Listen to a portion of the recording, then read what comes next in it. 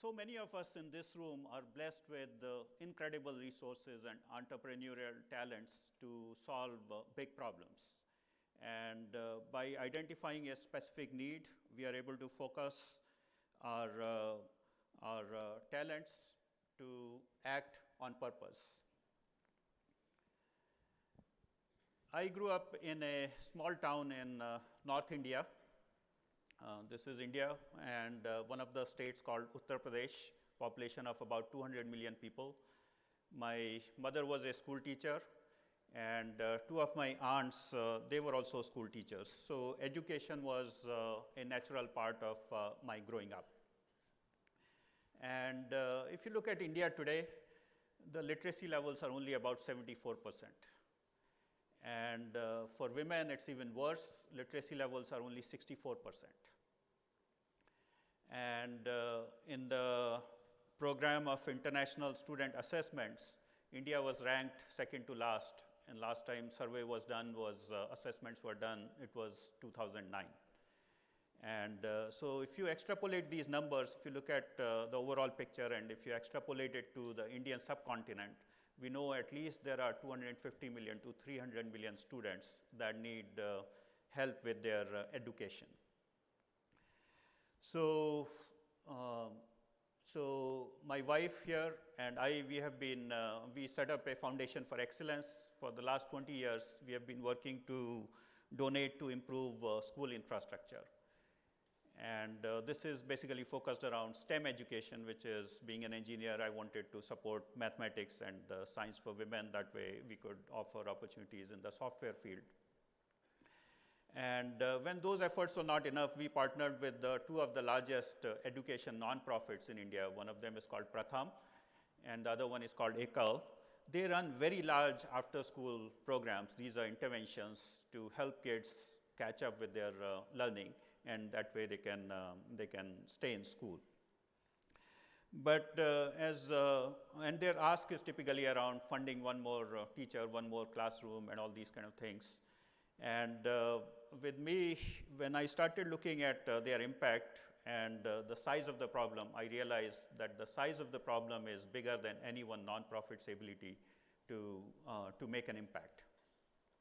So being in the software field, I started thinking about what I could do to utilize software and advances in computing and technology to basically act on purpose. And before I could do that, one of my friends, he said, when you are a blacksmith with a hammer, everything looks like a nail. So that was the sentiment I had to deal with. But really, before I could move forward, I had to really identify what are the challenges, why some of these digital initiatives or technology-based solutions did not work.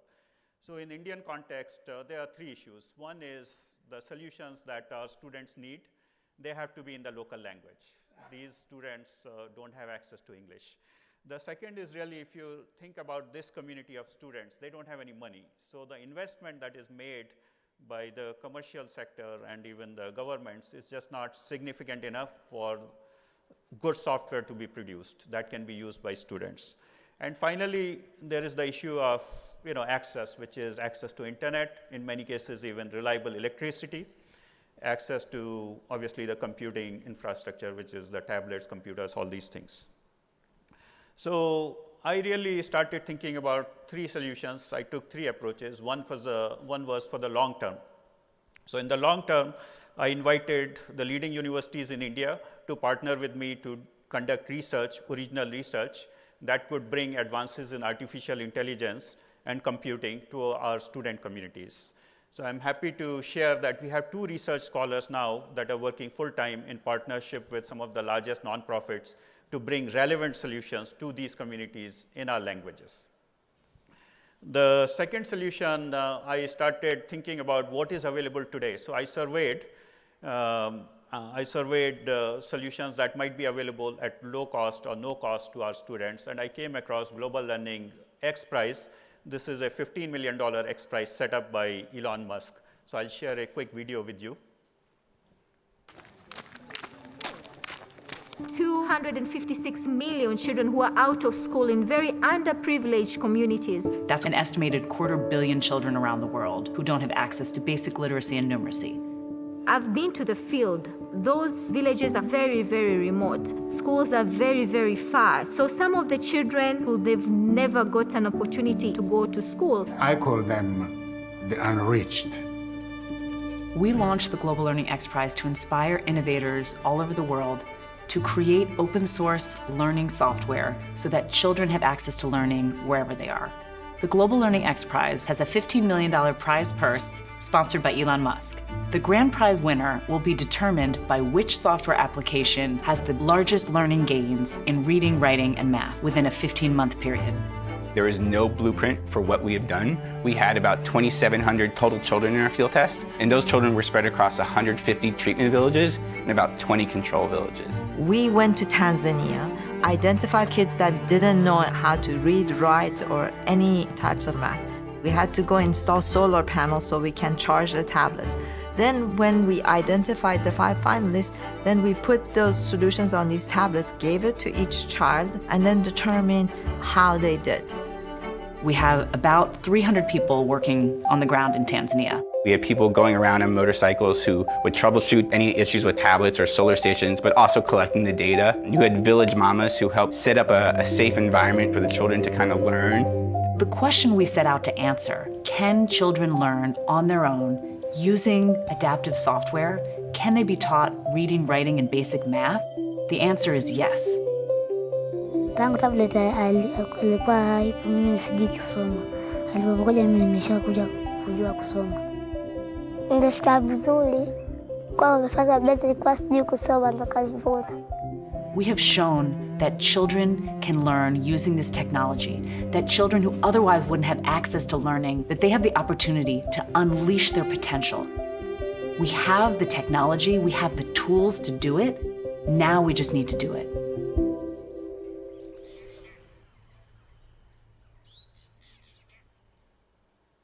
So as Dr. Emily Church mentioned, we just have to do it. So what are we doing? So we are doing 2 things literally. First is we work with the teams even before the prize was announced to make sure the software that has been submitted to the Global Learning XPRIZE is truly open source, so that independent developers around the world could customize the software for use in their communities very easily. And there was a lot of engineering effort that we put in to enable this and to make this happen. The second thing which I am happy to share was that on the day of the launch, these applications were available on Google Play Store. So we now have software available in 4 languages, obviously in English. So if you have students in your community or in your life, I encourage you to download it. The software is free.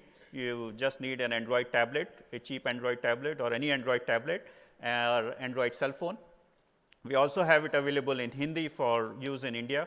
And then we also have the software available in Urdu for use in India and Pakistan, and then finally in Bengali for use in India and Bangladesh. And we are now working with nonprofits in basically all 3 countries to see how we can motivate them to adopt this software for use in their communities. It is a multi-year effort. So then the question became, what could we do today to address the gap? I needed a sandbox where I could actually roll out some of these technology initiatives with our students in our communities. So I started by setting up computer labs. So we have basically labs set up in 2 school districts where over 15,000 students have access to some of the advances in computing. We have about 1,500 students that are showing up. What have we found? 2 things. One, girls are showing up, which I was not expecting, but really the engagement level we have with the girls in our community is very high.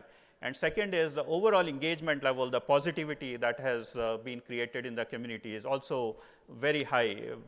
Generally, there is a lot of cynicism and lack of initiative in the community, but really community has gathered together to support these efforts. And my goal here in the near term is to really get to 500,000 students, 500,000 students. And that's a big number. but I really think this is something we can support, and we can do it with minimal effort. There is a lot of movement in the needle in the last 2 years in terms of computing, and we really can get to it. So with that, as I mentioned earlier, there are so many of us in this room that are blessed with incredible resources, with entrepreneurial talents to solve big problems. And I learned that by identifying a specific need, I could act on purpose and really make a difference. The effort has been amazing, and it has really reinforced learning culture within our company. And I wish the same for you. Thank you.